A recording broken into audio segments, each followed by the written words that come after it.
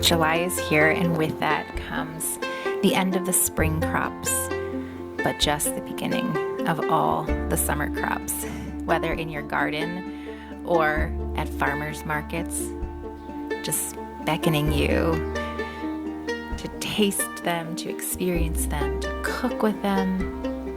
But when there's so much abundance, it is nice to be able to store some of it for winter days. And one of those methods that we use is a blanching and freezing method. We do can a lot, we do ferment a lot, but we also store up in the freezer some of the excess that we have on our farm.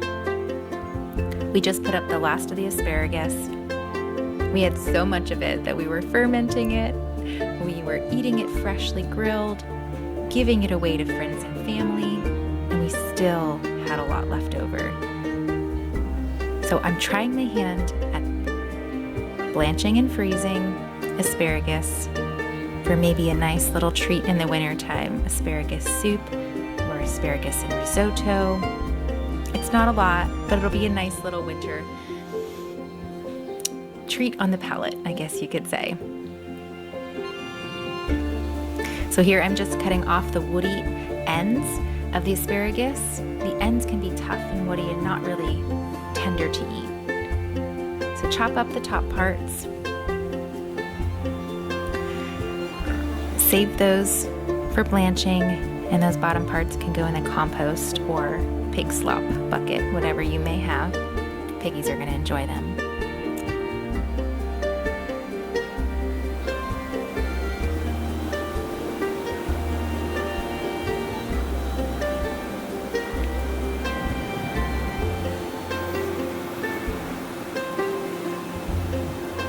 When your water comes to a rolling boil, you're going to add your vegetables and set your timer.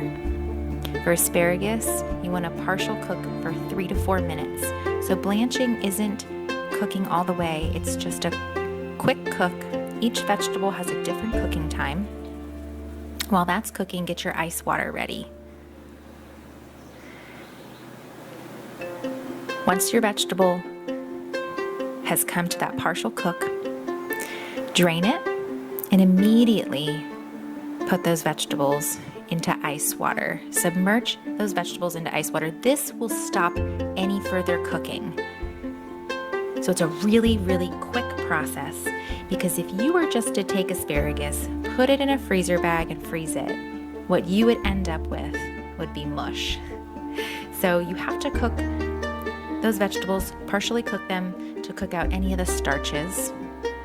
Then when you take it out of the freezer, it should still have a nice crisp crunch to them, and you can cook them the rest of the way however you like. Now, if you're planning on having if you just want tomatoes, you can definitely just freeze those if you're going to use them in chili. But if you know you want your vegetables to be nice and crisp and crunchy and hold up just as a side or in a dish, then you'll want to do blanching. Blanching also keeps those vegetables from deteriorating in the freezer. They have a longer shelf life in the freezer. They'll stay nice and fresh and last a few extra months. Once you've strained them off the ice water, lay them out on a towel.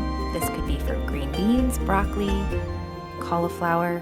Lay them out to dry as much as they can. Get as much of that water off. And transfer them to a baking sheet. Keep them in a single layer as much as possible so that they don't clump together. And then you're going to freeze them, just like this.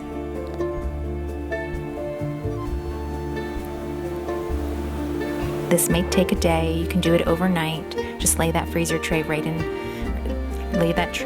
freezer. And then the next day you can pull it out and you can bag bag those individual little pieces of asparagus up or green beans, and then you know they won't really clump together in the bag.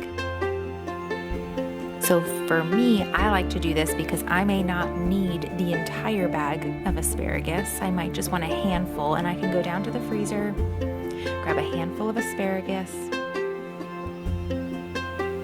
and not have to use the entire bag, or chip away the asparagus that I need because it's all clumped together. This keeps them all separated and easy to grab exactly what you need. So store them in a freezer bag, label them, and tuck them in for a nice winter treat. I hope you enjoy all of summer's bounty. Enjoy it now and store up a little for later in the